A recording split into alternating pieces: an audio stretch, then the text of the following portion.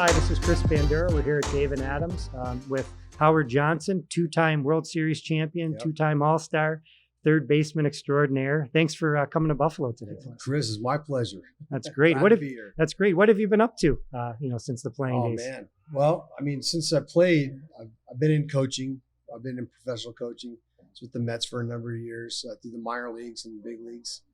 Then I went to the Mariners and coached in their minor league system for just a short while, and then was in the big leagues.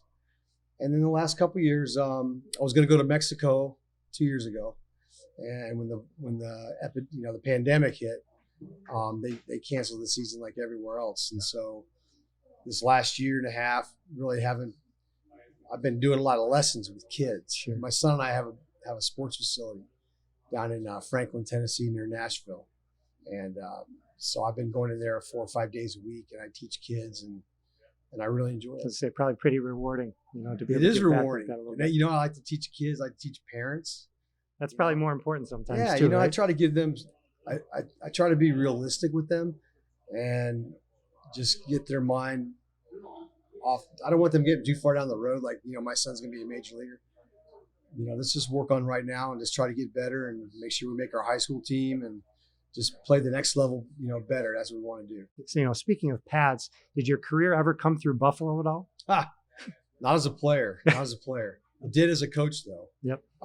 When I was coaching AAA with the Mets in Norfolk, in the International League, so we did come through Buffalo, and just remember how cold it was when we got here. Yep. And all I want to see though is I want to see the stadium. I want to see where the Bills played, and we didn't get to see it, but I love the NFL, so I actually kind of root for the Bills. I wanted to see them do good last year, and they did.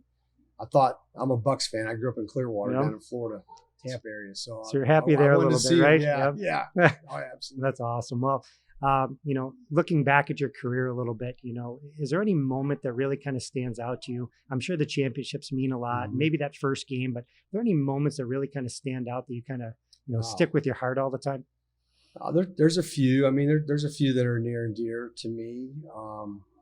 The championships, obviously, definitely. There was a couple. I'll throw out a couple. So, definitely, my first game in the big leagues, I was with the Tigers. Came up with Detroit, and that was in Toronto. We played. I got called up out of AAA after the first game. So they had a bunch of injuries in the big leagues. So they flew me out of Evansville, Indiana, and flew to Toronto. Played at Exhibition Stadium. It was about 30 degrees out, and I was leading off.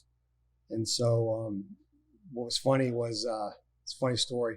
So my jersey, when the equipment manager, he went get all my stuff together, right? And they had forgot to pack my jersey just in case. That's what they do. They bring a bunch of jerseys, and so. I had a jersey, but it wasn't mine. So what they did was they took the letters off of somebody else's, put my number on it, and put my name on the back. But because it was so cold, all they could do was try to glue it, and the glue was not sticking. So every half inning I'd come in, and Jim Schmeichel, the equipment guy with the Tigers at the time, he was just work on my jersey, and so I thought it was just hilarious that's the way it all started for me. That's crazy how crafty those clubbies and those guys they can get be. Creative, man. They have to. Oh my gosh! So do you have that jersey? Actually, I don't. I don't think I had that jersey, but that would be a good one to have. I was going to say. Yeah. Speaking of that, is there any piece of memorabilia or something you have that of your own, I guess, to first off that really means something to you at all that you have? I've got a few pieces at home. The 2 trophies. I have the miniature replicas. Those are near and dear to me as well. I mean, I display them in my office and love to look at them. They never grow old. No, I bet. I've got some cool boxes that were made for me for my 30-30 accomplishments. And guy made them. He was a woodworker, outstanding, and he made these boxes for me as like a gift. And they're 30 by 30. That's the size of them. And they display the base and the baseball and the bat that I used. So that's awesome. Yeah, they're cool. They're real special. They're one of a kind. And so I got some baseballs and things Sure. with different players and stuff along Sure. the way. Is there one from maybe an opponent or something like that you have that's like, Oh, or I've maybe got- a guy you looked up to or something like yeah, that? I mean, I'll tell you one I do have that a couple that I have, but I met President Reagan. I got some of him. Richard Nixon was actually a big Mets fan, big baseball fan. Met him my first year with the Mets in '85. He came into the locker room and he knew all the players and stuff. Got him to sign a couple baseballs, and I actually ran into Joe DiMaggio at a dinner, and I had a couple balls with me. Just I don't know why. I guess my wife said, "Bring just in case you never know who you're gonna see." And so Joe DiMaggio was there, and they told me he never signs for anybody. So I was just kind of sitting there, and I went up to him like during a little break, kind of. I said, "Hey, Mr. DiMaggio, Howard Johnson, just want to let you know how much respect I have for your career and everything."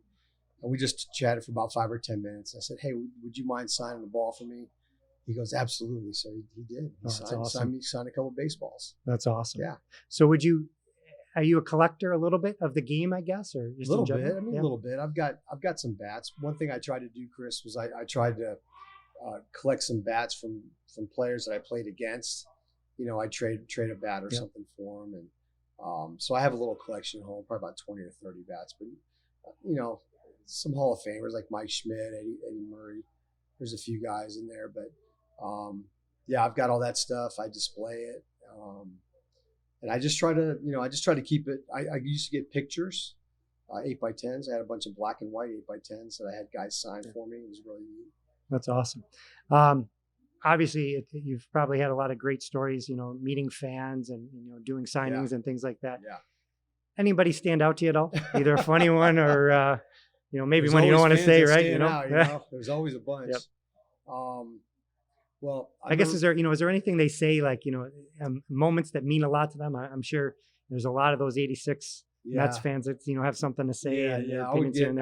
I get people. I've had people in line that I've signed autographs for, and they'll say that they were in the hospital giving birth. Like during the World Series and when the ball went through Buckner's legs, and they'll ask me about that, and they just they're just so they're just excited to be like close to the players. Sure. And I enjoy like sharing stories with them and just kind of hear what they have to say. And, it's so unique. I mean, every fan's got a different take, and I just love to hear it. It's just absolutely, everybody's got their own experience with it. Absolutely. Well, listen, thanks for spending a few minutes with us. I know our fans are going to, really look forward to watching this and seeing more of you. So thanks so much. My pleasure.